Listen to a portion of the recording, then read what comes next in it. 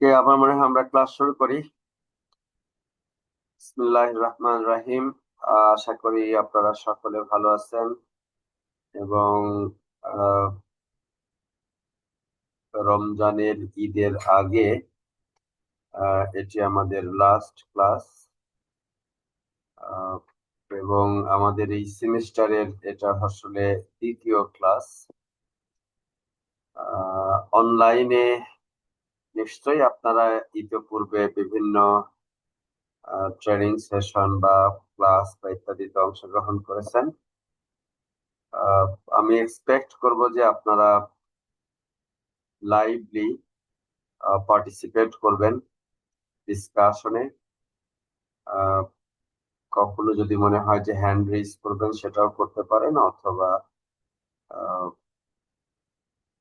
Physical ক্লাসে in person ক্লাসে যেরকম ক্লাসের মাঝখানে ইন্টারাকশন করেন এরকম বিভিন্ন কোশ্চেন করতে পারেন, কোনো অসুবিধা নেই। তো আমি চেষ্টা করব পেন পেপার ব্যবহার করে যতটা এটাকে ইন্টারেক্টিভ করা যেতে পারে। শেয়ার করছি আজকের যেটা ফাইল সেটা। আমরা গতদিন উইক ওয়ানের যে পার্ট ছিল সেটা আসলে পুরোপুরি শেষ করতে পারিনি। রমজানের সময় আমাদের প্রথম ডিউরেশনটা আসলে কম। আমরা আজকে এই অংশটা শেষ করব এবং শেষের দিকে চ্যাপ্টার 2 এর কিছু অংশ আমরা শুরু করব, উইক 2 এর কিছু অংশ আমরা শুরু করব।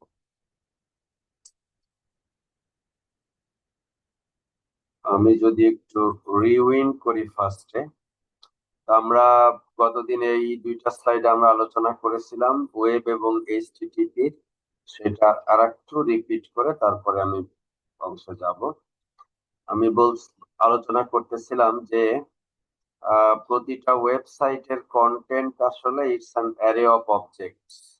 অবজেক্ট হিসাবে জেপিজি ইমেজ থাকতে পারে, এইচটিএমএল ফাইল থাকতে পারে, যে কোনো টেক্সট থাকতে পারে, অডিও ভিডিও অ্যাপলেট বিভিন্ন কিছু থাকতে পারে, এবং প্রতিটা অবজেক্টের জন্য আমাদের একটা স্পেসিফিক ইউআরএল আছে। URL stands for uniform resource locator. U for uniform, R for resource, L for locator. Uniform resource locator, এবং এর দুইটা পার্ট থাকে।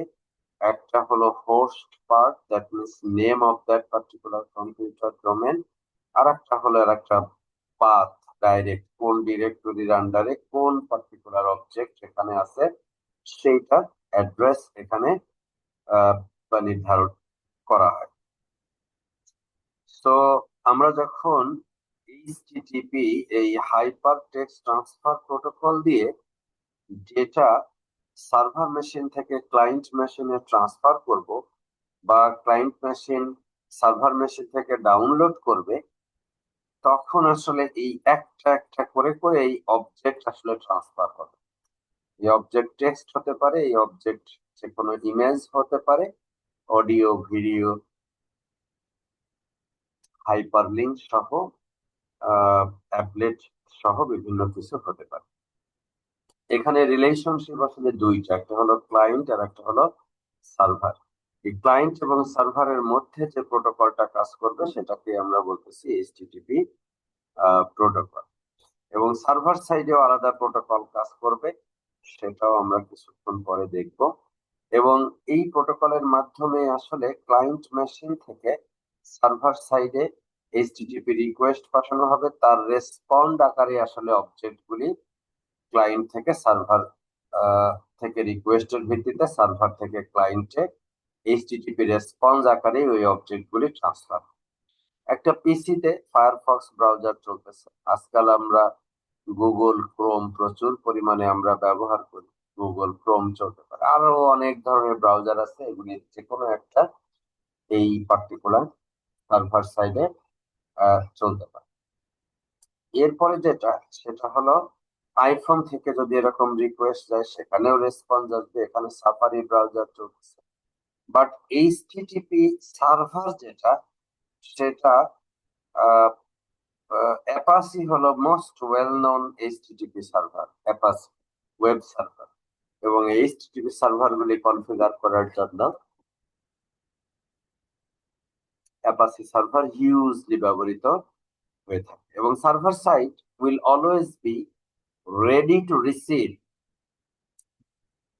requests from the client machines, be it a personal computer, be it a laptop, be it a mobile phone, iTab, whatever it is, সেইখান থেকে একটা request আসলে সেই রিকোয়েস্টের response হিসাবে সেগুলো ডেটাটাকে ট্রান্সফার করে।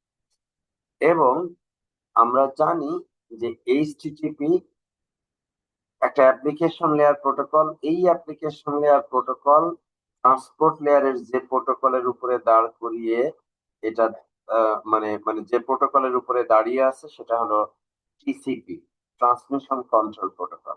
এবং একটা টিসিপি কানেকশন এস্টাবলিশড হবে সোর্স টু ডেস্টিনেশনে। এইচটিটিপির ডিফল্ট পোর্ট নাম্বার হলো 80। এইচটিটিপি অ্যাপ্লিকেশনের ডিফল্ট পোর্ট নাম্বার কত?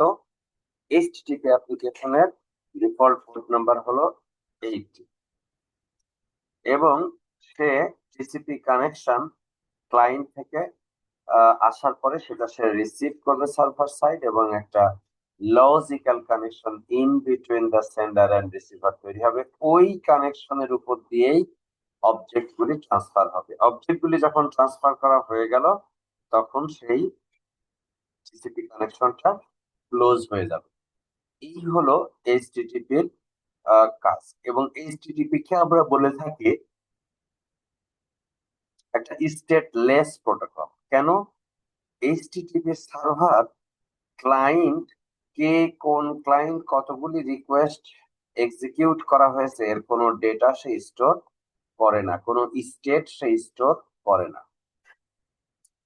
এবং এই কারণেই এটাকে স্টেটলেস প্রোটোকল বলা হয়। এবং স্টেটলেস করার মূল কারণ যেটা সেটা হলো সার্ভার সাইডের কমপ্লেক্সিটি রিডিউস করা, make it very simple rather than being complex. Past history যদি সার্ভারকে মেনটেন করতে হতো, হাজার হাজার ক্লায়েন্ট সাইমালটেনিয়াসলি একটা সার্ভারে লগ ইন করতেছে, ডেটা ডাউনলোড করতেছে, প্রত্যেকটা ক্লায়েন্ট কে 10%, কে 20%, কে 5টা অবজেক্ট, কে 7টা অবজেক্ট, কে সবগুলি অবজেক্ট রিসিভ করেছে, এইগুলি মেনটেন করা আসলে এইচটিটিপি সার্ভারের জন্য অত্যন্ত বার্ডেনসাম। সেখানে সার্ভিস স্লো হওয়ার সমূহ সম্ভাবনা থাকতো। এই কারণে এটাকে স্টেটলেস প্রোটোকল হিসাবে ডিফাইন করা হয়েছে। So state may be inconsistent and must be reconciled. এই সমস্ত কারণে এটাকে ক্লিন স্টেট প্রোটোকল রাখা হয়েছে, স্টেটলেস প্রোটোকল রাখা হয়েছে। এখন প্রশ্ন হলো এইচটিটিপির যে কানেকশন, টিসিপি কানেকশন তৈরি হবে, এটা কি একবার কানেকশন তৈরি হবে, হওয়ার পরে সবগুলি ডেটা ট্রান্সফার হবে, নাকি প্রত্যেকটা অবজেক্টের জন্য একটা একটা করে করে কানেকশন তৈরি হবে? এর উপরে ভিত্তি করে এইচটিটিপি কানেকশনকে দুই ভাগে ভাগ করা হয়, একটা নন পারসিস্টেন্ট আর একটা হলো পারসিস্টেন্ট। নন পারসিস্টেন্ট এইচটিটিপি কানেকশন যেটা, সেটা হলো প্রত্যেকটা অবজেক্টের জন্য একটা করে কানেকশন ওপেন হবে, একটা অবজেক্ট ট্রান্সফার হবে, কানেকশনটা ক্লোজ হয়ে যাবে, আবার যদি প্রয়োজন হয় তাহলে আবার একই জিনিস রিপিট হবে। দ্যাট মিনস যদি 10টা অবজেক্ট আমার পাঠাইতে হয় সার্ভার থেকে ক্লায়েন্টে, তাহলে 10 বার কানেকশন ওপেন হবে, 10টা অবজেক্ট ট্রান্সফার হবে, 10 বার কানেকশন ক্লোজ হবে। তো downloading multiple objects required multiple connections, so which is very very difficult often. আরেকটা আছে persistent HTTP। ওভারহেড কমানোর জন্য একটাই টিসিপি কানেকশন ওপেন হবে, সবগুলি অবজেক্ট ওই পার্টিকুলার টিসিপি কানেকশনের উপর দিয়ে ট্রান্সফার হবে, তারপরে টিসিপি কানেকশনটা ক্লোজ হবে। এইটা যদি করা হয় তখন বলা হয় পারসিস্টেন্স। শব্দটা শুনে বোঝা যাচ্ছে কানেকশনটা পারসিস্ট করবে। একটা অবজেক্ট ট্রান্সফার হয়ে গেলেই কানেকশনটা টার্মিনেট হয়ে যাবে না, কানেকশনটা নন পারসিস্টেন্ট হবে না, কানেকশনটা পারসিস্টেন্ট হবে। এবং বর্তমান ইন্টারনেটে পারসিস্টেন্ট কানেকশনের ব্যবহার অনেক অনেক বেশি। খেয়াল করে দেখো, নন পারসিস্টেন্ট এইচটিটিপি এইখান থেকে যখন রিকোয়েস্ট যাবে ক্লায়েন্ট থেকে সার্ভার সাইডে রিকোয়েস্ট গিয়েছে, এইচটিটিপি ক্লায়েন্ট একটা কানেকশন এস্টাবলিশ করেছে সাম স্কুল অন পোর্ট 80, এই কানেকশনটা সার্ভার রিসিভ করার পরে এটাকে অ্যাকসেপ্ট করলে তারপরে পার্টিকুলার মেসেজের জন্য রিকোয়েস্ট করবে, ওই মেসেজ তারপরে একটা একটা করে পাঠানো হবে। এরপরে যখন পাঠানো হয়ে যাবে তখন সার্ভার সাইডে কানেকশনটা ক্লোজ করার জন্য একটা ইনিশিয়েটিভ নেবে। Then client side will also initiate a particular connection termination. এইভাবে করে সার্ভার এবং ক্লায়েন্টের মধ্যে কানেকশন এস্টাবলিশ হবে এবং টার্মিনেশন হবে। আমরা যদি নন পারসিস্টেন্ট এইচটিটিপির ক্ষেত্রে রেসপন্স টাইমটা কিরকম আসে সেটা যদি একটু দেখতে চাই, এই একটা অবজেক্ট এখানে ট্রান্সফার করা হয়েছে, এই অবজেক্টের transmission time something like this, কিন্তু তার আগে কানেকশনটা এস্টাবলিশ হয়েছে, তারপরে এখান থেকে ফাইলের রিকোয়েস্ট এসেছে, তারপরে সেই পার্টিকুলার ফাইলটা পাঠানো হয়েছে বা কন্টেন্টটা পাঠানো হয়েছে। তাহলে আমরা দেখতেছি এক একটা অবজেক্ট ট্রান্সফারের জন্য দুইটা করে করে আরটিটি লাগছে এবং একটা করে করে ট্রান্সমিশন টাইম লাগতেছে, which is very very high. Response টাইমও যথেষ্ট হাই, কানেকশন এস্টাবলিশমেন্ট টাইমও যথেষ্ট হাই। সো দুইটা আরটিটি এবং একটা ফাইল ট্রান্সমিশন টাইম মিলে তৈরি হচ্ছে নন পারসিস্টেন্টের এইচটিটিপি রেসপন্স। এটা খুবই প্রিমিটিভ। সর্বপ্রথম যখন এইচটিটিপি 1.0 আবিষ্কার হয়েছিল তখন এই পদ্ধতি ব্যবহার করা হতো নন পারসিস্টেন্ট এইচটিটিপি। পরবর্তীতে এইচটিটিপি 1 যখন আবিষ্কার হলো তখন সেখানে পারসিস্টেন্ট এইচটিটিপি ইন্ট্রোডিউস করা হয়েছে এবং নন পারসিস্টেন্ট এইচটিটিপির যে ডিমেরিটস, যে অসুবিধা, ডিসঅ্যাডভান্টেজ, সেইটাকে ওভারকাম করার জন্য এটা ইন্ট্রোডিউস করা হয়েছে। এবং এখানে আমরা দেখব কানেকশন একটা, কিন্তু ওইটার উপর দিয়ে মেসেজ ট্রান্সফার হবে, অবজেক্ট ট্রান্সফার হবে অনেকগুলি, এবং লিটল আরটিটি প্রয়োজন হবে অনেকগুলির জন্য একটা পার্টিকুলার আরটিটির প্রয়োজন হবে। So this is significantly very much important to understand the differences between the HTTP persistent HTTP connection and non-persistent HTTP connection. এবং এই যে মেসেজগুলি যেটা আছে, রিকোয়েস্ট মেসেজ, রেসপন্স মেসেজ, এদেরও কিন্তু একটা সুনির্দিষ্ট আস্কি কোড থাকবে এবং সেই কোড দিয়ে তারা আইডেন্টিফাই হবে যে এটা হলো প্রিঅ্যাম্বল এবং এটা হলো post-amble. So HTTP request messages will be transmitted from the source to the destination. ASCII human readable format. খেয়াল করে দেখেন, গেট একটা মেথড, পোস্ট একটা মেথড, হেড একটা মেথড, এগুলি আমরা ব্যবহার করি যেটা রিকোয়েস্ট পাঠানোর জন্য। সো গেট একটা মেথড, তারপরে দেখেন পাথ নেম দিয়ে দেওয়া আছে, তারপরে প্রোটোকলের নাম দেওয়া আছে, প্রোটোকলের ভার্সন দেওয়া আছে, carriage return and line feed. তারপরের ক্ষেত্রে খেয়াল করে দেখেন, ওইটা তো ছিল এক্সাক্ট পাথ নেম, এটা হোস্ট নেম দিয়ে দেওয়া আছে। তারপরে user agent, that means client সাইডে যে ব্রাউজার ব্যবহার করা হচ্ছে এটা কি মজিলা নাকি ম্যাকিনটশ নাকি ফায়ারফক্স, হোয়াটএভার ইট ইজ, কোন ইউজার এজেন্ট সফটওয়্যার ব্যবহার করা হয়েছে সেটি বলে দেওয়া হয়েছে। অ্যাকসেপ্ট কি কি অবজেক্ট অ্যাকসেপ্ট করবে সেটা বলে দেওয়া আছে, টেক্সট, এইচটিএমএল, অ্যাপ্লিকেশন, এক্সএসটিএমএল, এক্সএমএল, এই ধরনের টেক্সটগুলি শেয়ার করা হবে। অ্যাকসেপ্ট ল্যাঙ্গুয়েজ কি কি শেয়ার করা হবে সেটা বলে দেওয়া আছে। অ্যাকসেপ্ট এনকোডিং কি কি ব্যবহার করা হবে সেটা বলে দেওয়া আছে। কানেকশন সেটআপ সম্পর্কে বলে দেওয়া আছে। So these are the information given to a particular client so that data can be transferred from the server side to the client side at their own. HTTP request মেসেজের যদি আমরা general ফরম্যাটটা শুরুতে দেখি, এটা হলো মেথড, যে একটু আগে বললাম গেট মেথড বা পুট মেথড এই ধরনের। এরপরে একটা স্পেস, তারপরে ইউআরএল, তারপরে স্পেস, তারপরে ভার্সন, তারপরে ক্যারেজ রিটার্ন, তারপরে লাইন ফিট। এবং এইভাবে করে বিভিন্ন মেসেজের এরকম আলাদা আলাদা ফরম্যাট দাঁড়া করানো হয় এবং সেইভাবেই কিন্তু ইনফরমেশন গুলি আসলে ট্রান্সফার।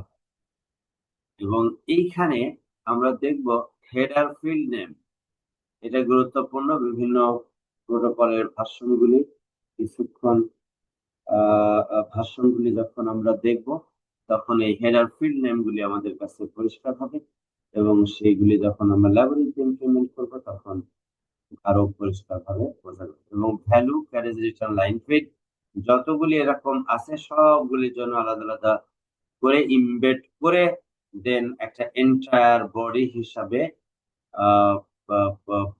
আমরা সেন্ড করতে পারি।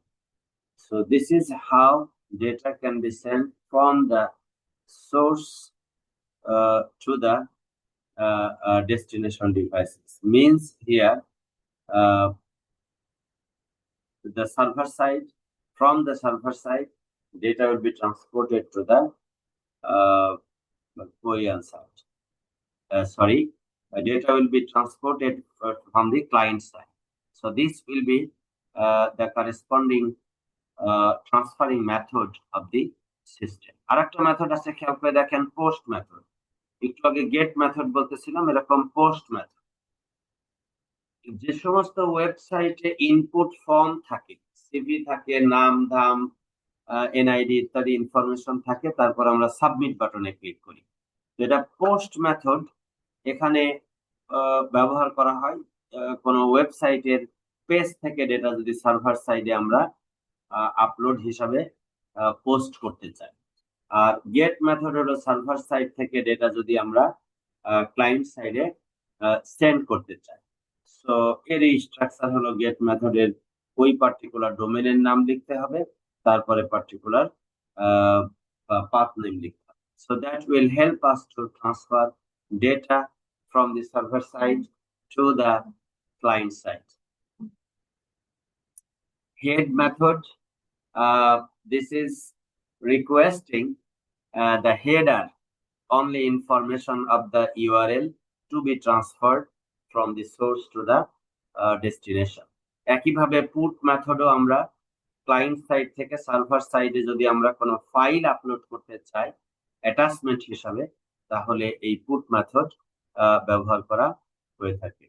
তো আপনারা যারা HTML করেছেন তারা এগুলির সাথে আরো বেশি পরিচিত আছেন। আমাদের এই ক্ষেত্রে যেটা দরকার, HTTP প্রোটোকল ওয়েবসাইটের একটা সার্ভার থেকে কিভাবে ডেটা ক্লায়েন্ট সাইডে ট্রান্সফার হতে পারে, রিকোয়েস্ট গুলি কিভাবে আসতে পারে এবং রেসপন্স গুলি কিভাবে যেতে পারে, সেইটার স্ট্রাকচার সম্পর্কে আমাদের বিস্তারিত জানা দরকার।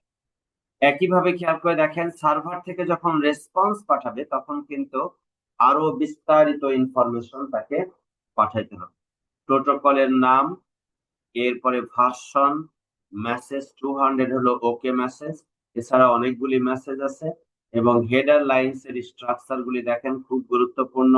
ডেট, টাইম, একেবারে সেকেন্ড পর্যন্ত ইনফরমেশন বলে দিবে। সার্ভার সাইডে কোন ভার্সন ব্যবহার করা হচ্ছে, অ্যাপাচি কত ভার্সন ব্যবহার করা হচ্ছে, কোন অপারেটিং সিস্টেম, বিভিন্ন ল্যাঙ্গুয়েজ কি সাপোর্ট করে, সব ইনফরমেশন সেখানে দিয়ে দেওয়া থাকবে। এবং এই পার্টিকুলার ওয়েবসাইটের পেজটা লাস্ট কত তারিখে আপডেট করা হয়েছে, that is of utmost important.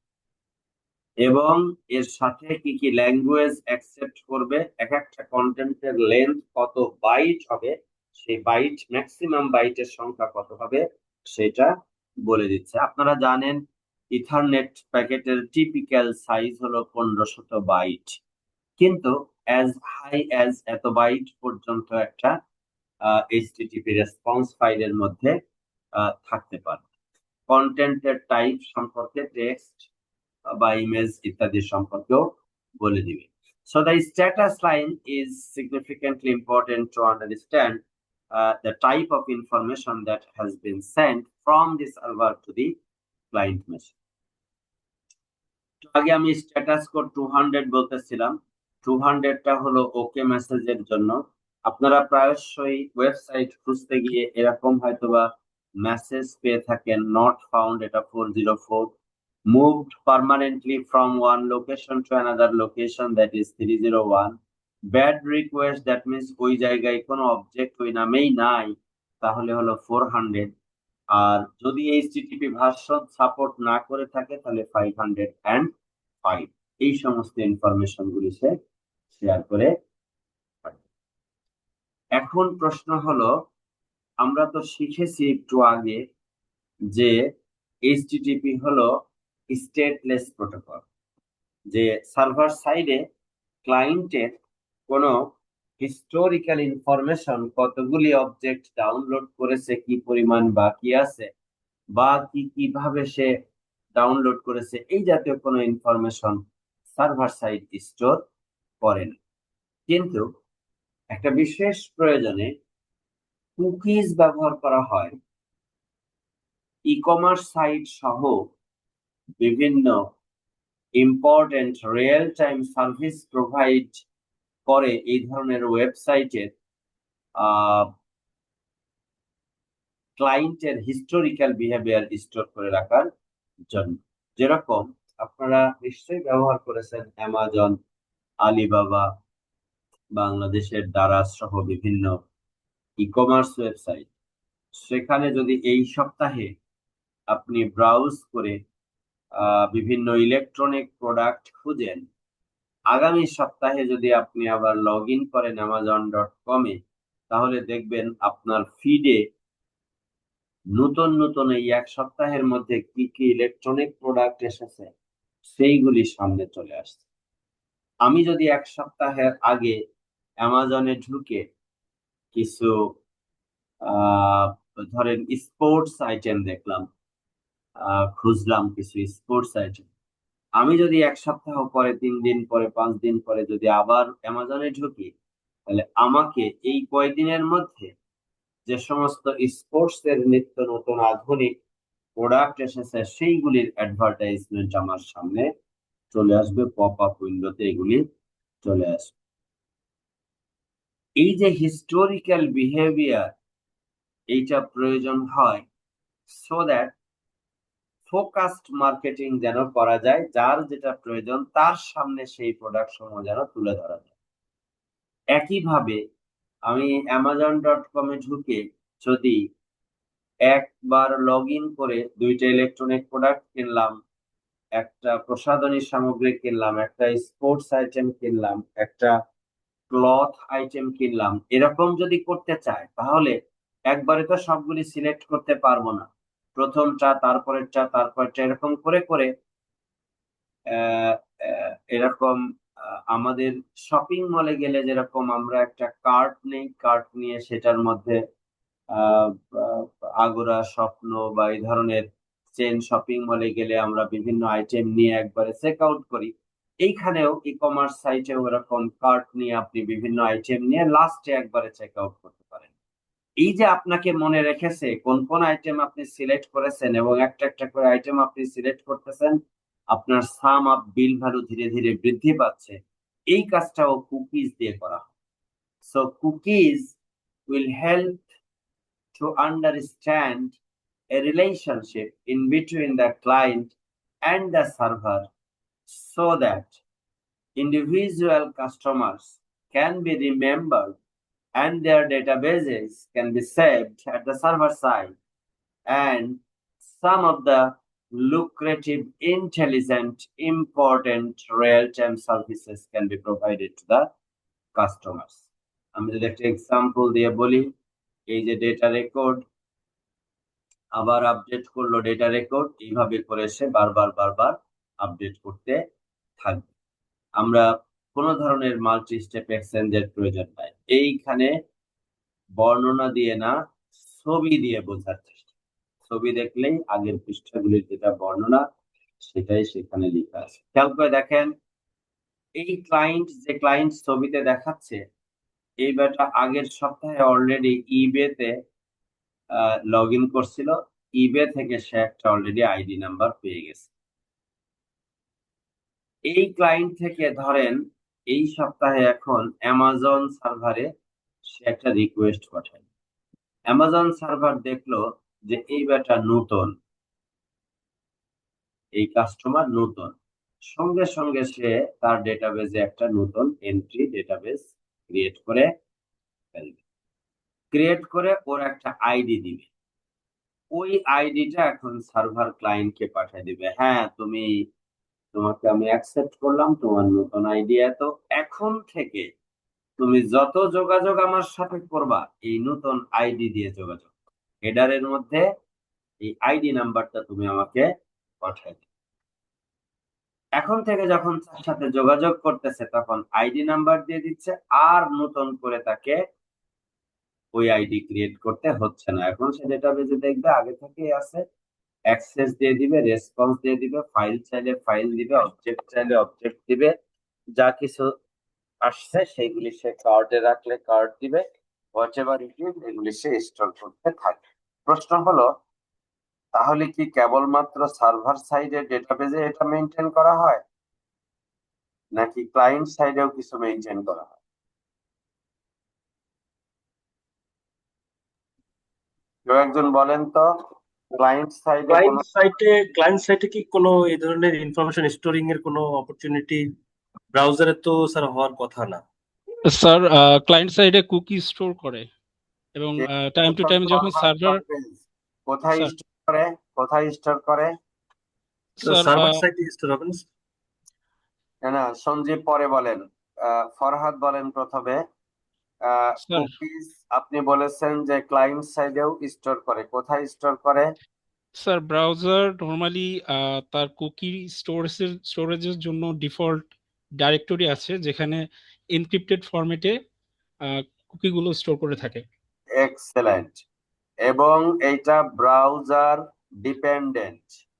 এই সপ্তাহে যদি আপনি ফায়ারফক্স দিয়ে ইবেতে ঢুকেন, ঢুকে বিভিন্ন কিছু ব্যবহার করেন, পরের সপ্তাহে যদি আপনি গুগল ক্রোম দিয়ে ঢুকেন, আপনাকে সম্পূর্ণ নতুন ইউজার হিসাবে সে কিন্তু ট্রিট করবে। So browser itself is identified to the server, এবং ওই যে আইডিটা তৈরি করেছে সেই আইডিটা স্পেসিফিক ফায়ারফক্স এর জন্যই ছিল, ফায়ারফক্স এর জন্যই করেছে। এবং প্রত্যেকটা ব্রাউজারের জন্য এই সার্ভার সাইডে আলাদা আলাদা আইডি থাকবে যদি আপনি বিভিন্ন সময় বিভিন্ন ব্রাউজার ব্যবহার করে থাকেন। এবং কুকিজের ডেটাবেজ এটা ক্লায়েন্ট সাইডের ব্রাউজারে থাকবে, সার্ভার সাইডের ব্যাক এন্ডের ডেটাবেজে থাকবে। সার্ভার সাইডের ব্যাক এন্ডের ডেটাবেজে হাজার হাজার হাজার এরকম ইউজারের আইডি থাকবে, আর ক্লায়েন্টের যেটা সেটাতে শুধুমাত্র এবং কেবলমাত্র ক্লায়েন্টের যে ইউজার আইডি ইনফরমেশন সেটাই শুধু এখানে থাকবে। সো দ্যাট ইবের জন্য একটা আলাদা, তারপরে অ্যামাজনের জন্য আলাদা, দারাজের জন্য আলাদা, আলিবাবার জন্য আলাদা, এরকম যতগুলি ওয়েবসাইট এসে ঢুকে বিভিন্ন কার্ট আপের মাধ্যমে বিভিন্ন বেচা কেনা করে, সবগুলির জন্য আলাদা আলাদা ভাবে এরকম থাকে। So this is how cookies will help you to store data temporarily about the transaction choices of a particular customer and facilitate customized, focused marketing of products to the different customers. এই যে 1 week later আবার যখন সে এখানে log in করতেছে, access file ওখান থেকে specific দিবে, নতুন করে তার চেক করার কোনো প্রয়োজন। তো কুকিজের ব্যবহার ও অথরাইজেশনের একটা ইম্পর্টেন্ট ব্যবহার, আমরা প্রায়শই সার্ভারকে বলি, do you want to remember my user name and password? প্রতিবার যদি ইমেলে লগ ইন করার সময় ইউজার নেম পাসওয়ার্ড দিতে চায়, এটা বিরক্তিকর। আমার নিজের ল্যাপটপ নিজেই শুধু ব্যবহার করি, অন্য কেউ ব্যবহার করে না, তাহলে সেখানে কুকিজ আপনাকে হেল্প করবে। আবার সার্ভার সাইডের পাসওয়ার্ডও আমরা অনেক সময় মনে রাখার চেষ্টা করি, সাইডের পাসওয়ার্ড স্টোর করে রাখি, সেইগুলি আপনাকে হেল্প করবে। শপিং কার্ট একটু আগে যেটা বর্ণনা করতেছিলাম এটা দরকার হবে। রিকমেন্ডেশন একটু আগে যেটা বলতেছিলাম সেটা। ইউজার সেশন স্টেট, ওয়েব মেলের ক্ষেত্রে সেশন স্টেট অত্যন্ত গুরুত্বপূর্ণ, সেগুলির জন্য এইচটিটিপি কুকিজের প্রয়োজন হবে। এবং প্রোটোকলের এন্ড পয়েন্ট এই কুকিজ ইনফরমেশন রাখবে এবং এইচটিটিপি মেসেজ আকারে এই cookies information over the network transfer হবে। এবং একটা কুকি আপনাকে পারমিট করবে একটা সাইট সম্পর্কে ধারণা নিতে, সাইটের ট্রানজাকশন কি ধরনের বিহেভিয়ার হচ্ছে ইত্যাদি। থার্ড পার্টি কুকিজ একসময় অনেক ব্যবহৃত হতো, এখন সিকিউরিটি রেসপেক্টে অনেক রেস্ট্রিকশন, সেজন্য এগুলি খুবই কম ব্যবহৃত হয় বা ব্যবহার হয় না বললেই চলে। So first party cookies, second party, third party cookies এগুলির কনসেন্ট্রেশন আছে এবং বিহেভিয়ার অনুযায়ী এগুলির ভিজিবিলিটি আমরা বৃদ্ধি করতে পারি। জিডিপিআর এর রুল আছে, general data protection regulation regarding the cookies. Natural persons may be associated with online identifiers such as internet protocol addresses, cookie identifiers or other identifiers. Yes, আমাদের কুকি দিয়ে আমরা একটা পার্টিকুলার ব্যক্তি, ন্যাচারাল পারসন, সেটাকেও আমরা identify করতে পারি। So these are the addresses that we often do need when we are floating. So this is foundationally important to understand the depth of the work. এবং কুকিজের মাধ্যমে ইন্ডিভিজুয়াল, কুকিজের মাধ্যমে personal data ইত্যাদি যেহেতু identify করা হচ্ছে, কখনো কখনো cookies become dangerous enough to leak information outside the office, outside the organization. So কুকিজের ব্যবহারের বিষয়ে, কুকিজের অ্যাকসেপ্টেন্সের বিষয়ে যথেষ্ট সতর্কতা অবলম্বনের প্রয়োজন আছে। এরপরে যে টপিকটা আমরা দেখব সেটি হলো ওয়েব ক্যাশ। খেয়াল করে দেখেন, এই ধরনের একটা ওয়েব সার্ভারে ডেটা আসলো এবং সেই ডেটা যদি সরাসরি ক্লায়েন্টে আসে, তাহলে সার্ভারগুলি থেকে ক্লায়েন্টে ডেটা আসতে অনেক সময় লাগে, কারণ এখানে হাই স্পিড লিঙ্ক, প্রচুর পরিমাণ ডেটা সার্ভার থেকে যদি ক্লায়েন্ট সাইডে আসতে প্রয়োজন হয় অথবা ভাইস ভার্সা, তাহলে ডেফিনেটলি আমাদের ক্যাশিং এর কনসেপ্ট আমাদেরকে ব্যবহার করতে হবে। ক্যাশিং এর কনসেপ্ট কি? This is the web cash. Let's say আমরা আমাদের একটা ল্যাবরেটরি থেকে 40 জন বসে আছি, ল্যাবরেটরি থেকে কেউ একজন একটা ওয়েবসাইট ব্রাউজ করলো, www.download.com। ক্যাশ মেমোরি দেখবে যে এইটা আমার কাছে এখন পর্যন্ত ডাউনলোডেড নাই। ওয়েব ক্যাশ তখন এটাকে ফরওয়ার্ড করবে কার কাছে? অরিজিন সার্ভারের কাছে।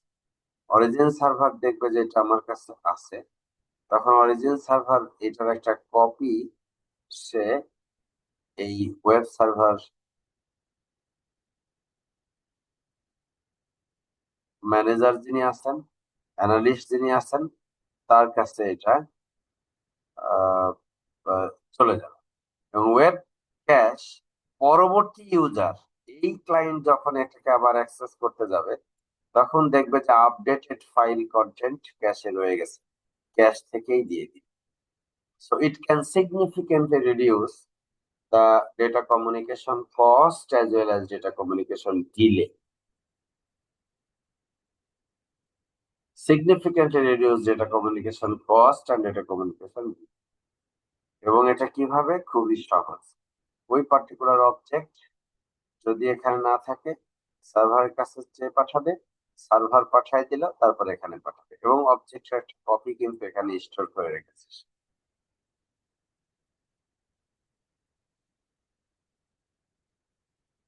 So this is how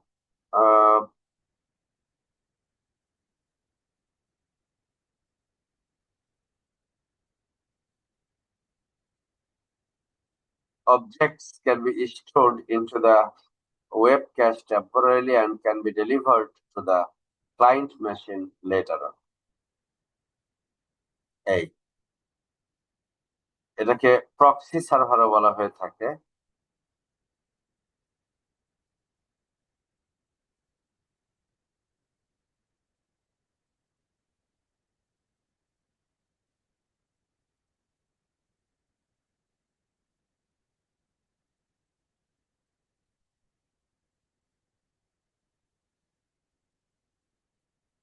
web ক্যাশিং proxy সার্ভারের কনসেপ্টটা হলো এরকম যে সার্ভার যখনই রিকোয়েস্টটা রেসপন্ড আকারে পাঠালো, ক্যাশে তার একটা কপি থাকবে, ক্লায়েন্টে চলে যাবে, এবং যতক্ষণ পর্যন্ত ক্যাশে আপডেটেড কন্টেন্ট আছে, যে কোনো ক্লায়েন্ট রিকোয়েস্ট পাঠালেই ওয়েব ক্যাশ থেকে সার্ভিসটা প্রোভাইড হবে। এবং এর একটা ম্যাক্সিমাম এইজ আছে, অনন্তকালের জন্য কিন্তু ক্যাশ মেমোরিতে থাকবে না। ওই এইজ পার হয়ে গেলে ক্যাশের কন্টেন্ট পার্জ হয়ে যাবে। সো সেটা যথোপযুক্ত ভাবে আপডেটেড আছে কিনা সেটা চেক করে নিবে। এখানে খুবই ইম্পর্টেন্ট একটা এক্সাম্পল দেওয়া আছে যেটি দিয়ে এটার ব্যবহার আরো পরিষ্কার ভাবে বোঝা যাবে। আমরা যদি ধরি যে একটা কোম্পানিতে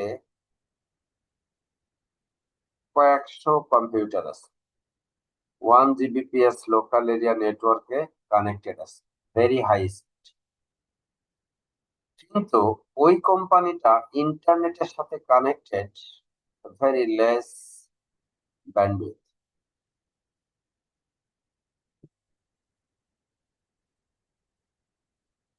এখন যদি ক্যাশিং কনসেপ্ট না থাকে, তাহলে এইখান থেকে যত রিকোয়েস্ট যাবে, সমস্ত রিকোয়েস্ট এই লিংকের উপর একটা বটলনেক ক্রিয়েট করবে, আগুন ধরায় দিবে।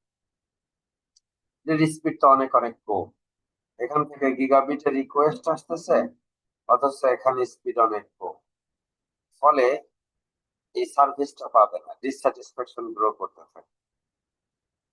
এখন লাইন ইউটিলাইজেশন ইত্যাদি, সো এটা যদি হয় 2 সেকেন্ড ইন্টারনেট অ্যাক্সেস নেই, মিনিট এবং সেভারাল মাইক্রোসেকেন্ড যদি হয় data reading, then still a significant amount of time is needed to be waited for the high speed computing servers and corresponding bandwidth resources. কিন্তু এখানে যদি আমরা এমন করি যে এইটা কম ব্যান্ডউইথ আছে, সেটা ঠিক আছে, কিন্তু আমরা কি করব, এই লোকাল এরিয়া নেটওয়ার্কে একটা এডিশনাল একটা সার্ভার বসাই দিই, ওয়েব সার্ভার বসাই, এবং এই ওয়েব সার্ভার ওই এক্সটার্নাল ইন্টারনেট থেকে নিয়ে আসা যত ডেটা আছে সব টেম্পোরারিলি স্টোর করবে, এবং ওইখান থেকে ডেটা নিয়ে তারপরে এখানে পাঠিয়ে দিবে, সো দ্যাট এই লোকাল ইউজার যারা আছে তারা যখনই রিকোয়েস্ট করবে, এই রিকোয়েস্টের রেসপন্স লোকাল নেটওয়ার্কের যে স্পিড আছে সেটা দিয়ে ট্রান্সফার করা হবে। That means 1 gigabit per second, which is extraordinarily high compared to the bottleneck link here. এজন্য ক্যাশ মেমোরির, ক্যাশ ওয়েব ক্যাশের ব্যবহার এবং ওয়েব ক্যাশের ইম্পর্টেন্স অনেক অনেক বেশি। এখানে একটা ছোট্ট প্রবলেম দেওয়া আছে, আপনারা নিজেরা এটা করে ফেলবেন, কি পরিমাণ ইউটিলাইজেশন সেভিং হয় সেটা সম্পর্কে একটা ভালো ধারণা পাওয়া যায়। ওয়েব ক্যাশিং এনাবলড আছে, আমি একটু চুপ থাকি, এই আজান হচ্ছে, সাইলেন্ট গেলাম।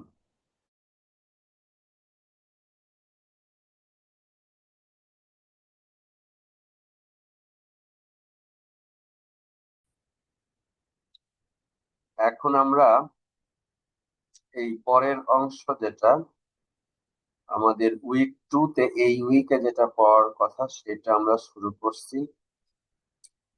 আসরের নামাজের জন্য আর আলাদা করে বিরতি দিলাম না, একবারে 5টা পিসের দিকে ছেড়ে দিব, তখন আপনারা একবারে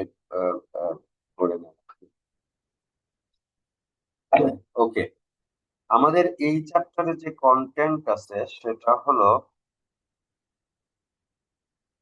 simple mail transfer protocol, POP3, IMAP, DNS, FTP,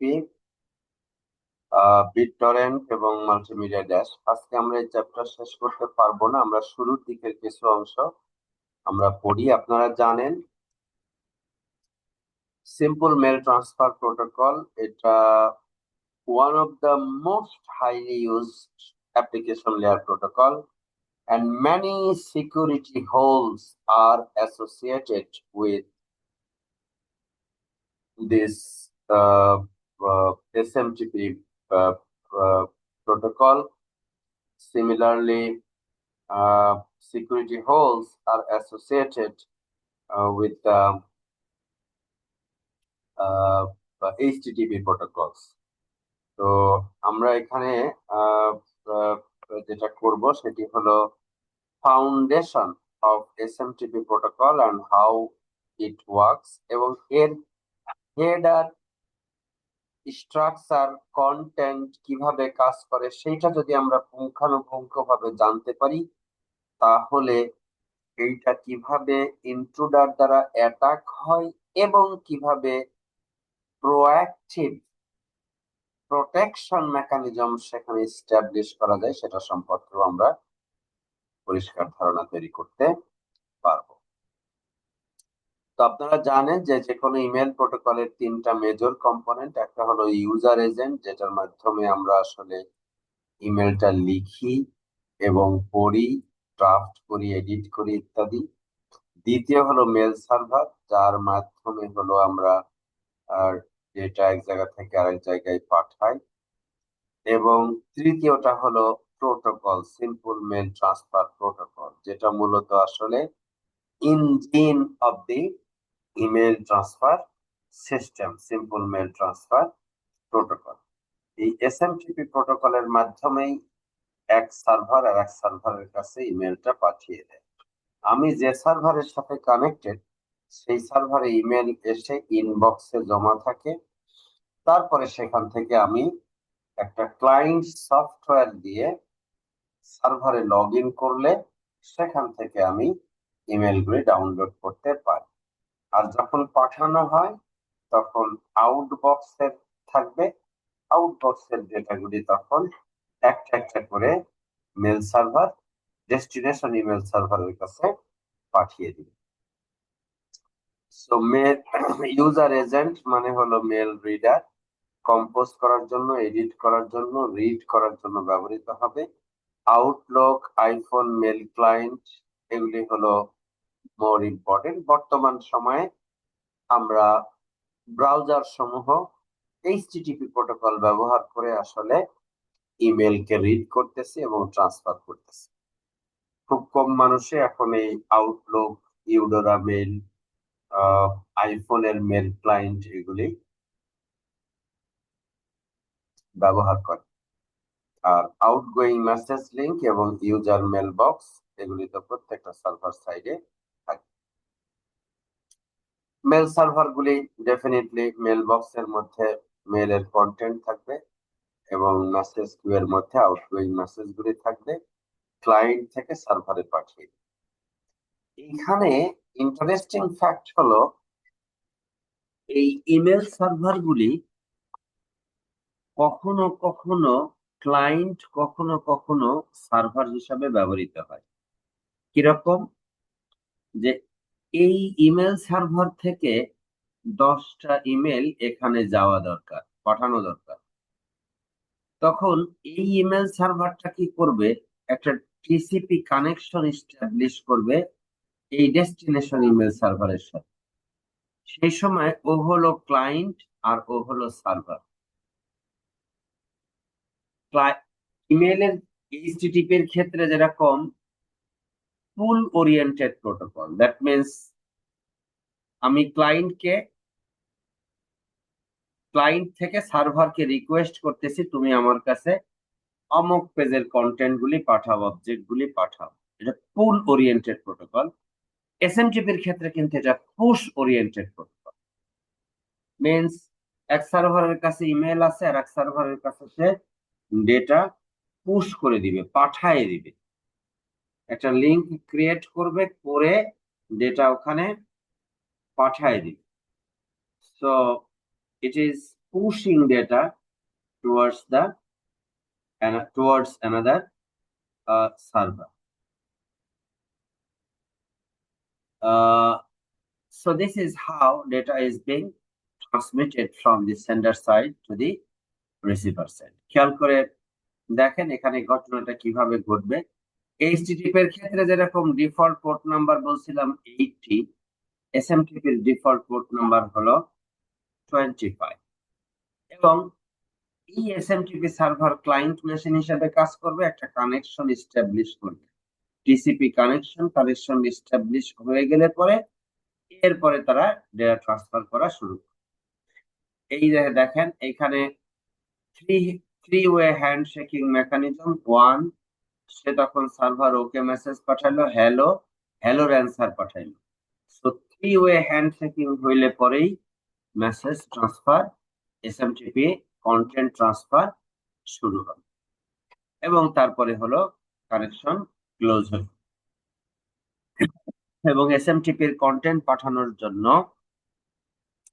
আজকে টেক্সট পাঠাক অথবা বর্তমান সময়ের তো একেবারে audio, video, multimedia content transfer পাঠানো হয়। প্রথম ইমেল সিস্টেম যখন আবিষ্কার হয়েছিল তখন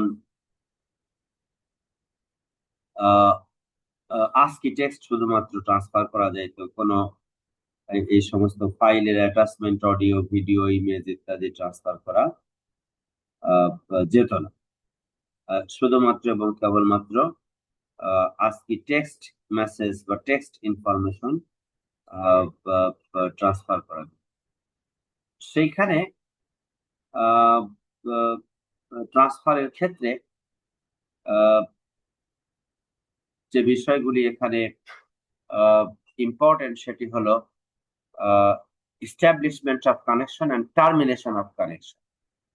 টিসিপি কানেকশন ব্যবহার করা হবে, নট ইউডিপি, এবং টিসিপি কানেকশন এস্টাবলিশ হইলে ওকে মেসেজ সার্ভার সাইড থেকে ক্লায়েন্টে আসতে হবে, ক্লায়েন্ট হ্যালো মেসেজ দিয়ে ক্লিয়ারেন্স নিবে, এরপরে আসলে অরিজিনাল কন্টেন্ট যেটা সেটা আসলে ট্রান্সফার করা শুরু হবে। এবং সেখানে আমরা যদি একটা এক্সাম্পল দিয়ে দেখি পরপর কিভাবে এই কন্টেন্টটা আসলে ট্রান্সফার হয়ে থাকে, তাহলে আমরা দেখব যে এখানে একজন ইউজার আছে যে হলো বব, অ্যালিস, আর এটা হলো বব। ববের কাছে অ্যালিস একটা ইমেল পাঠাবে, অ্যালিস সেখানে কম্পোজ করছে তার মেশিনে, এটা নাম্বার 1 দিয়ে ডেস্টিনেশন ফাইলে ববের ইমেল অ্যাড্রেস দিয়েছে, দিয়ে এটাকে পাঠিয়ে দিয়েছে। যখনই এটা পাঠালো সার্ভার সাইডে এটা রিসিভ হলো, এসএমটিপি সার্ভার এখানে কিউতে জমা হলো, এবং এসএমটিপি সার্ভার এখন একটা টিসিপি কানেকশন এস্টাবলিশ করবে এই পাশের ববের ইমেল সার্ভারের সাথে। এইখানে বিশাল ইন্টারনেট থাকতে পারে, এই যদি হয় অ্যালিস যদি হয় বাংলাদেশি, বব যদি হয় আমেরিকান, বিশাল সমুদ্র মহাসমুদ্রের নেটওয়ার্ক আছে।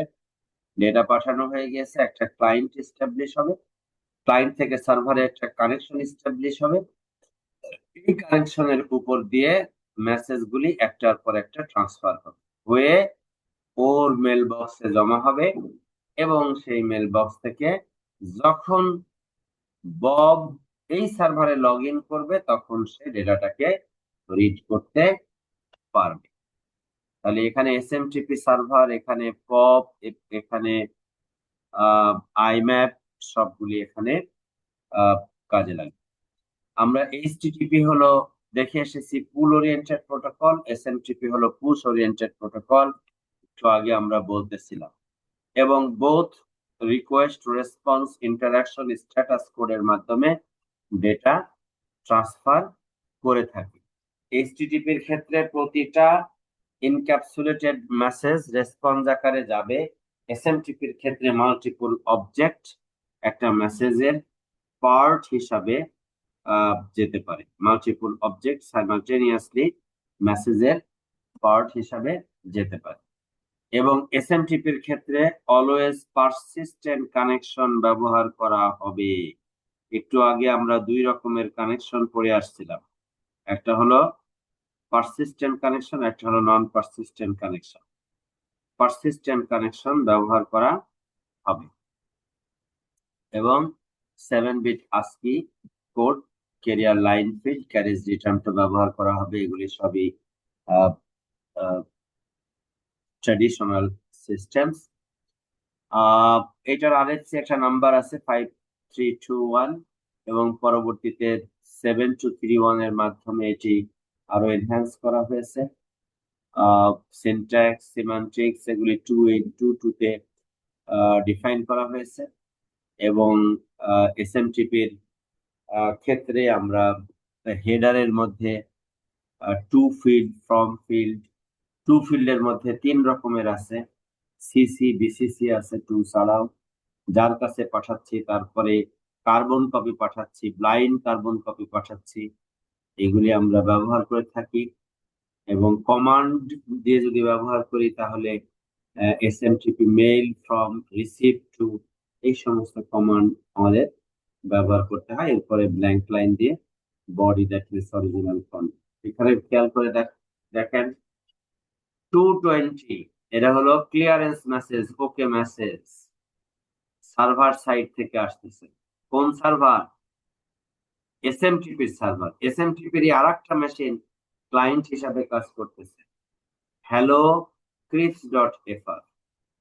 এটার ডোমেন আলাদা, এটার ডোমেন আলাদা, দূরবর্তী জায়গা থেকে একে অপরের সাথে কথা বলতেছে। 250 হ্যালো কোড পাঠিয়ে দিয়েছে, please to meet with you. এইটা যখন পাঠিয়ে দিয়েছে তখন ক্লায়েন্ট মেল ফ্রম, অরিজিনালি কোথা থেকে ইমেল যাচ্ছে, অ্যালিসের কাছ থেকে মেল যাচ্ছে, ফ্রান্স থেকে। তারপরে সার্ভার বলল yes Alice, sender is okay, তার মানে এটা অথেন্টিকেশন হইল। এরপরে রিসিভ টু বব, তারপরে বললো বব রিসিপিয়েন্ট ওকে। অনেক সময় আমরা এরকম আছে না, ইমেল পাঠানোর পরে দেখি যে destination email does not exist, এরকম মেসেজ আসতেছে। 3 ঘন্টা পর পর 2বার 3বার ট্রাই করে, তারপরেও পায় না, পরে হাল ছেড়ে দেয়। এটা হলো সেইটা। দ্যাট মিনস কোনো কন্টেন্ট একটা ইমেলের সাথে যদি আমার 5 মেগাবাইট 10 মেগাবাইটের কন্টেন্ট থাকে, email destination email address itself যদি এক্সিস্ট না করে, তাহলে এই 5 মেগাবাইট 10 মেগাবাইটের কন্টেন্ট কি সেন্ডার থেকে রিসিভার পর্যন্ত ক্যারি করার কোনো প্রয়োজন আছে? নিশ্চয়ই নাই। তাহলে কোনো কন্টেন্ট, 1 বাইট কন্টেন্টও পাঠানোর আগে চেক করে সে দেখবে হেডার থেকে, এসএমটিপি হেডার থেকে, যে ডেস্টিনেশন অ্যাড্রেস ভ্যালিড কিনা, এক্সিস্ট করে কিনা, সোর্স যেটা পাঠাচ্ছে সেটা ভ্যালিড সোর্স কিনা, এগুলি সে চেক করে দেখবে। এইটা চেক করে দেখার পরে তারপরে ডেটা ট্রান্সফার, এই যে ডেটা ট্রান্সফার, ইমেল, বিভিন্ন কথাবার্তা গেল ইত্যাদি। এরপরে মেসেজ ইজ অ্যাকসেপ্টেড।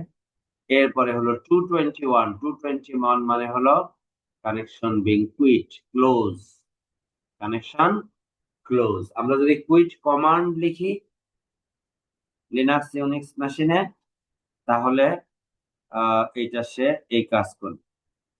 সেটা সেটা সেটা এই 221 একটা মেসেজ ডেস্টিনেশন সার্ভারে পাঠিয়ে দিবে কানেকশনটা ক্লোজ করার রিকোয়েস্ট দিয়ে। এবং রিট্রিভ যখন করা হবে ইমেল লাস্ট এজেন্টে, এইখানে একটা প্রোটোকল ব্যবহার করা হয়, তার নাম হলো IMAP, internet mail access protocol, অথবা পোস্ট অফিস প্রোটোকল, অথবা বর্তমানে হিউজ আকারে ব্যবহৃত হচ্ছে, যারা আমরা ব্রাউজার দিয়ে ইমেল অ্যাক্সেস করি তাদের টুল হলো HTTP protocol. HTTP protocol. So these are the tools that are being utilized for getting access of the mails sent to a particular server, সেটা রিসিভ করা হয়। IMAP stands for Internet Mail Access Protocol. এইটার অনেকগুলি advantage আছে compare to post office. এটা mail store করা যায়। Post office প্রোটোকলের ক্ষেত্রে যদি একবার অফিস থেকে আপনি ইমেল অ্যাক্সেস করে ফেলেন, বাসার মেশিনে এসে ওই ইমেল আর পাবেন না। দ্যাট মিনস মেলের কোনো কপি সার্ভারে থাকে না। পোস্ট অফিস প্রোটোকলের ক্ষেত্রে কোনো ডিরেক্টরি তৈরি করা যায় না।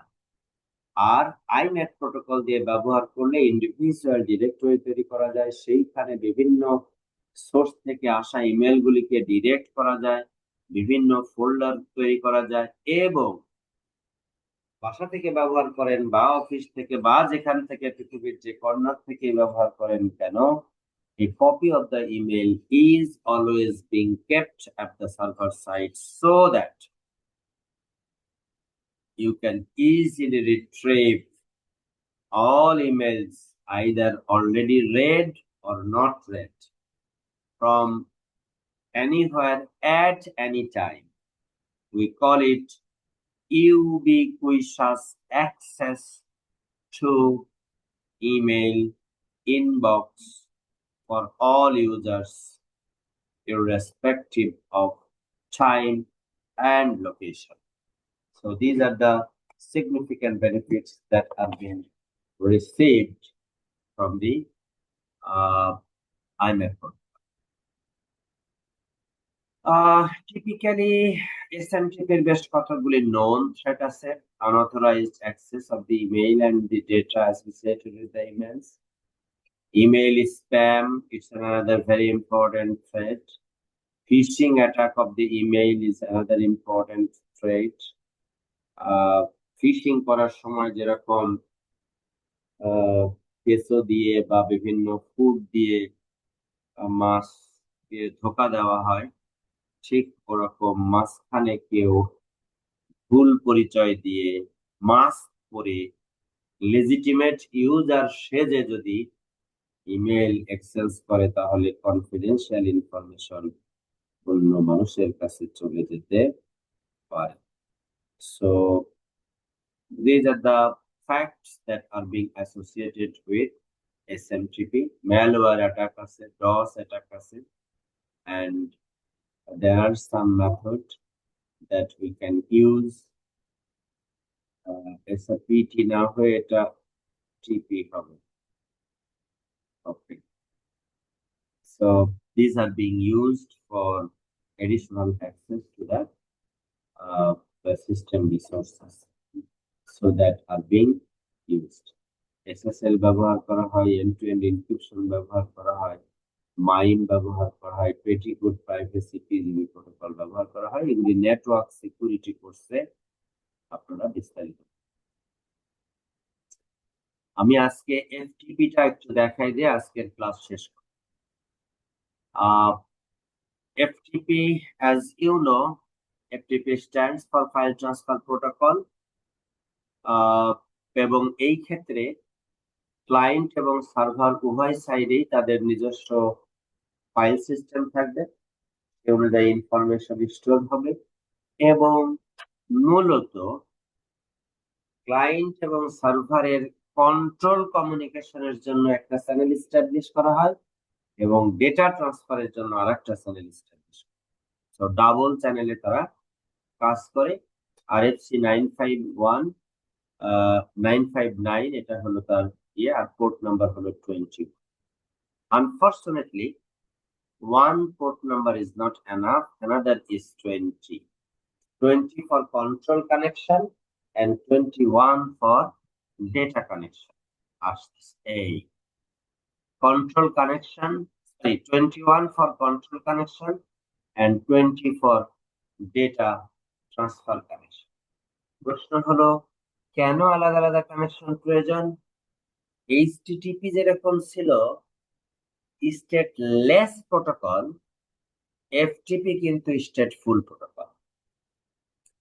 FTP কিন্তু স্টেটফুল প্রোটোকল, যে কারণে লম্বা সময় ধরে এখনো এফটিপি প্রোটোকলের কদর রয়ে গেছে এবং ব্যবহার করা হয়, বিশেষ করে বড় সফটওয়্যার, বড় মুভি এক মেশিন থেকে এক মেশিনে ট্রান্সফার করার সময় যদি স্টেট না রাখা হয়, তাহলে মাঝখানে কোনো ইন্টারাপ্ট হলে আবার নতুন করে প্রথম থেকে শুরু করতে হবে। এইচটিটিপির এই যন্ত্রণা থেকে মুক্তি পাওয়ার জন্য এফটিপি প্রোটোকল ব্যবহার করা হয়, সো দ্যাট মাঝখানে কখনো যদি কারেকশন ডিসরাপ্ট হয়, ইন্টারাপ্টেড হয়,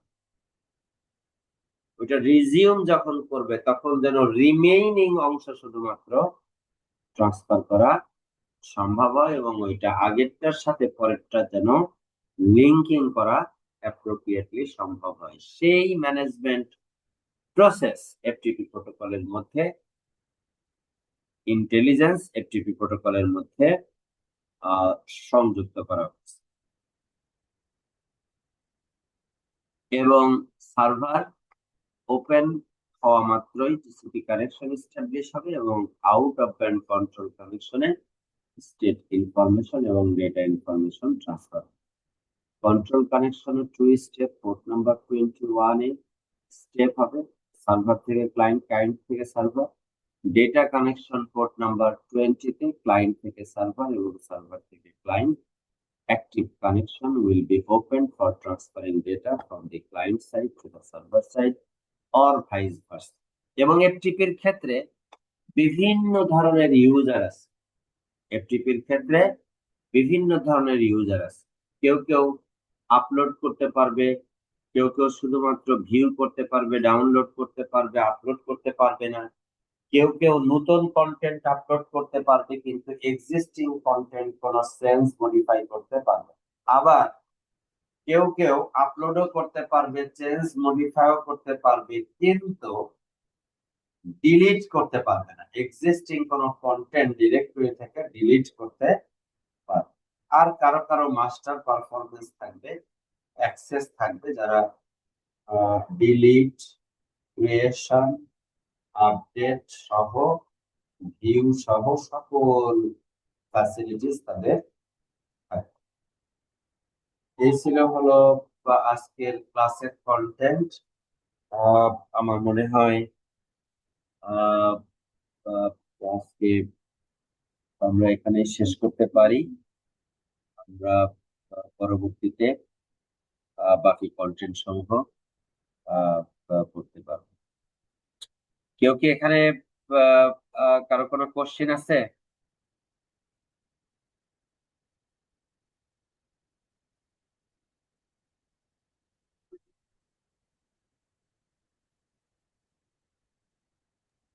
এখন পর্যন্ত স্যার কোনো কোশ্চেন নেই sir. Okay, so thank you very much. তো আমরা এইখানে কি অ্যাটেন্ডেন্স নেওয়ার সিস্টেম আজকে কি করব? ওকে, what I can do is I can take snapshot. প্রথমটা কোন পর্যন্ত যাচ্ছে? প্রথমটা আব্দুল্লাহ আল মামুন থেকে শুরু করে আব্দুল্লাহ আল মামুন, আব্দুল্লাহ আল মামুন না, yes, আব্দুল্লাহ আল মামুন থেকে শুরু করে মাহমুদুল গনি মিরাজ পর্যন্ত। ওকে, এটা আমি একটা সেভ করে রাখলাম।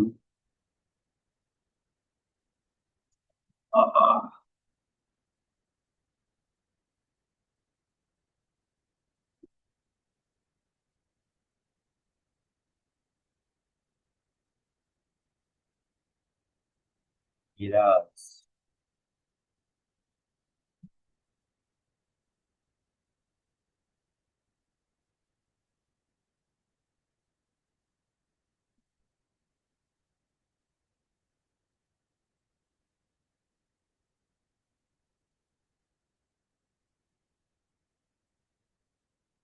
মুশফিক দাস,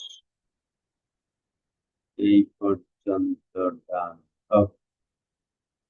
এরপরে হলো পরে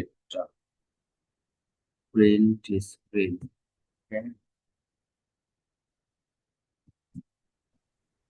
স্যার আসসালামু আলাইকুম। স্যার আমি তো এখন আমার ক্লাস রোলটা এক্সাক্ট জানি না, আমি তো আমার রোলটা কমেন্ট করতে পারতেছি না। আমি কি আমার নাম কমেন্ট, জাস্ট কমেন্ট করলে হবে?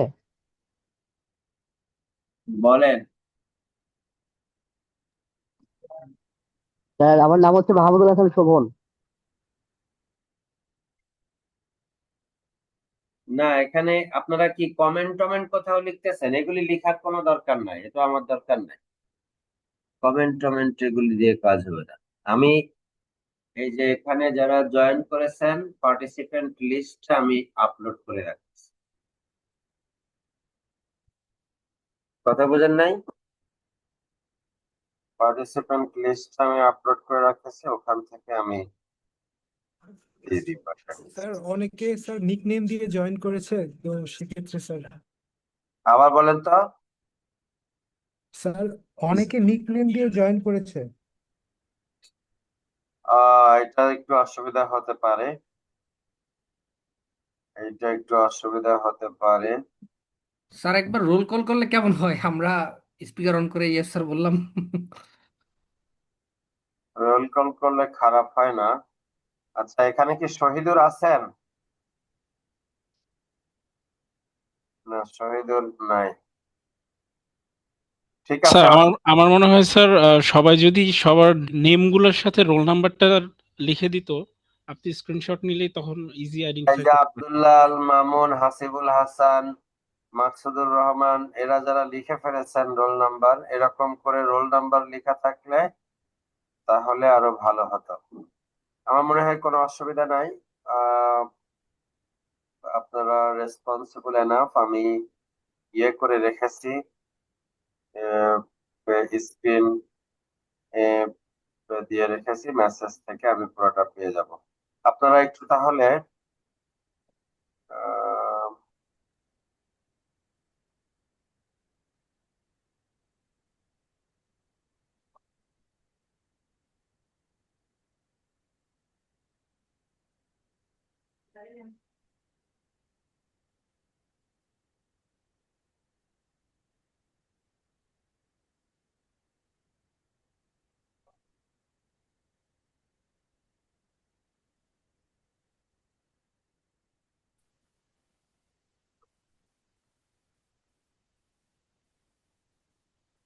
আচ্ছা, আপনারা প্রত্যেকে একটু মেসেজ রেখে যান এখানে, প্রত্যেকে একটা করে মেসেজ রেখে যান। আমি চ্যাট বক্সে একটা মেসেজ রেখে যান, সেখান থেকে আমি contact করে দিব। হোয়াটসঅ্যাপে না, হোয়াটসঅ্যাপে না, বারবার বলতেছি হোয়াটসঅ্যাপে না, হোয়াটসঅ্যাপে না, গুগল ক্লাসরুমের, আমরা যে জুমের ক্লাস করতেছি এখানকার চ্যাটে। Okay sir.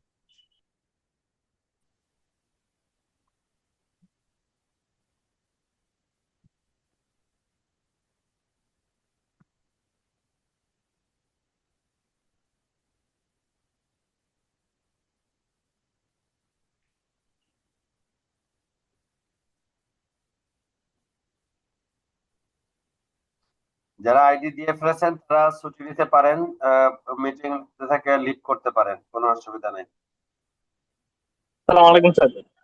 আসসালামু আলাইকুম।